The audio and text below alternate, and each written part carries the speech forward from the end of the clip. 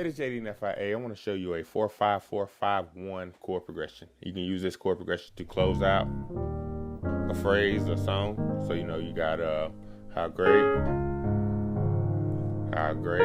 to the 5 is I got. All right, pretty much anytime you're going from that 4 to that 1, you can use it. All right, I'll show it to you easy way so you can do it real easy in all your keys if you would like to. All right, 4-5-4-5-1. All right, so what we're doing is if we're going to whatever key we're in, say we're in the key of, we'll just go to the key of C. All right, our 4 chord is F major. So we're gonna play an F major chord. All right. Then I'm gonna play a 5 chord, G major chord. All right, and then I'm going to invert.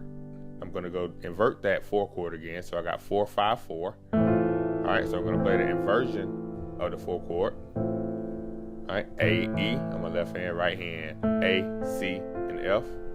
F major 7 chord inverted. All right, then I'm going to go to the inversion of that 5 chord. Left hand, I got a B. You can play G on your left hand as well. Right hand, B, D, and G. And then to my 1. All right, so we got 4, 5, 4, 5, 1. All right, go to another key, go to B flat. All right, our 4 is going to be E flat. All right, so we got 4, 5, 4, 5, 1. All right, go to G flat. B is our 4. 4, 5, 4, 5, 1. And you can close out the phrase with it. So whatever song you're playing, just throw that, if you're going from the back to the 4 to the 1, you can throw that phrase in there. So once again, let's go to G major. All right, our 4 is going to be C. So how great. So